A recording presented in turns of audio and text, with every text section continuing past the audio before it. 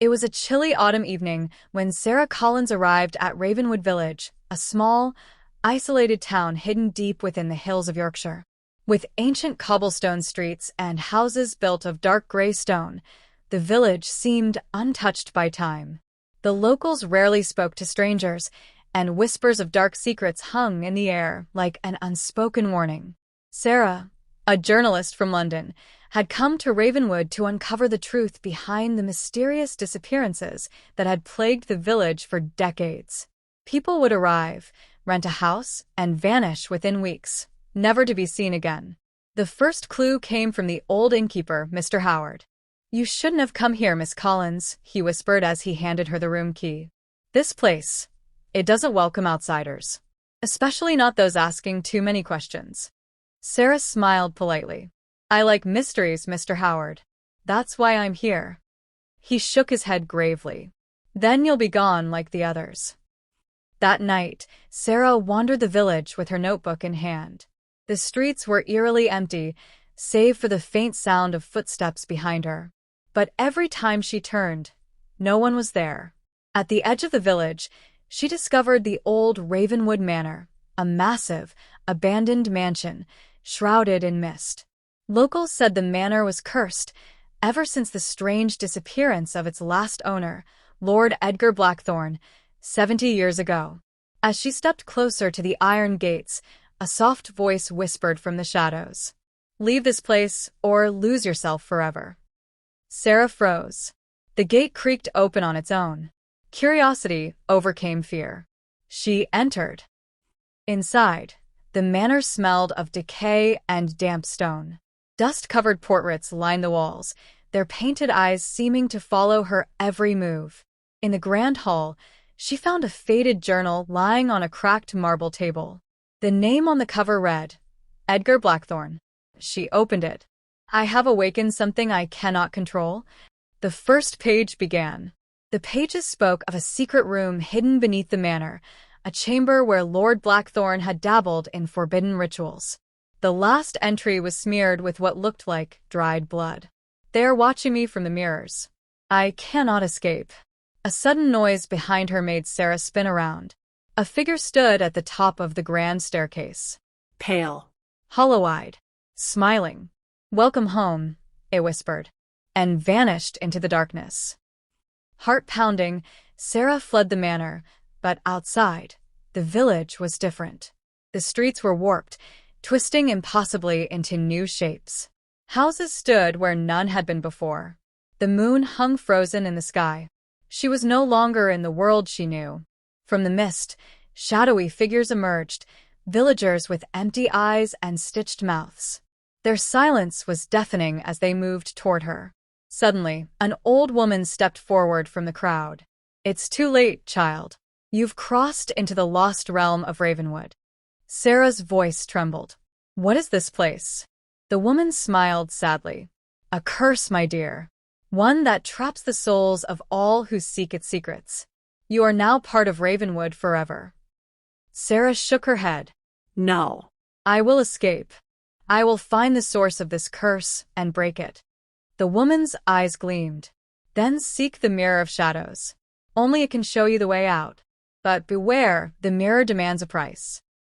Sarah ran back toward the manor, the villagers watching in silence. The journal clutched in her hand hinted at a secret passage in the library. In the library, she found it, a hidden door behind a shelf of dusty books. The passage led deep underground into darkness. The air grew cold. Whispers filled the tunnel. Her flashlight flickered and died. And then she saw it, a giant mirror, its surface shimmering like water, stood in the middle of a stone chamber. Her reflection smiled.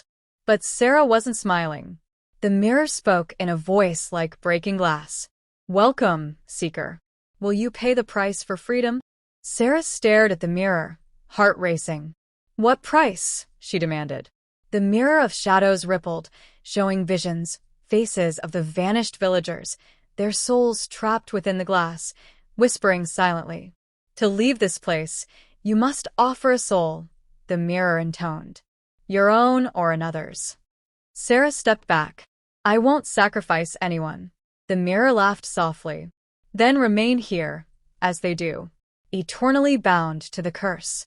Suddenly, a figure appeared behind her. Lord Edgar Blackthorne, pale and spectral. I try to cheat the curse, he whispered. I summoned the mirror's power to escape death. But it claimed my soul instead. You cannot win, girl. No one can. Sarah clenched her fists. I will find another way. Blackthorne shook his head sadly. You have until dawn. Choose, or be trapped forever. As Sarah wandered the underground halls, she found the truth carved in stone. The curse can be broken if the mirror's master is destroyed. But who is the master? The journal in her pocket whispered a clue. The master wears the mask of the living. Then she understood. Mr. Howard, the innkeeper, had lived in Ravenwood for more than 70 years and hadn't aged a day. He was the one. Sarah raced back to the village square. The villagers gathered, their eyes empty, their faces blank. Mr. Howard stood in the center, smiling gently. You found the mirror, didn't you? He said softly. It's you, Sarah accused. You're the master. You've kept this village trapped, feeding the mirror. Howard's smile faded. I am its servant, bound by my own foolishness long ago. But you could free us all. He stepped forward, holding a dagger. Take this. Destroy me. End the curse. Set us free. Sarah hesitated. Could she take a life, even to save so many? Howard bowed his head. Please. It is the only way. The villagers stood still, waiting. Sarah raised the dagger and plunged it into his heart. A scream filled the air. The sky split apart. The village trembled. Light poured from the heavens, burning away the darkness. The mirror of shadows shattered into dust. The villagers' eyes cleared. Their mouths opened, free at last. Mr. Howard smiled one final time and vanished. Sarah awoke at dawn, lying in the village square. Ravenwood was gone. Nothing but empty fields and birdsong remained. The curse was broken. She stood slowly, breathing the fresh morning air. The journal was gone. The manor, the mirror, everything had vanished as if it had never been. But on the breeze, a single whisper drifted. Thank you, Seeker. And then silence. Sarah left Ravenwood behind forever, carrying its secrets in her heart. But sometimes, in her dreams, she saw the mirror of shadows, watching, waiting for another soul to wander too far into the unknown.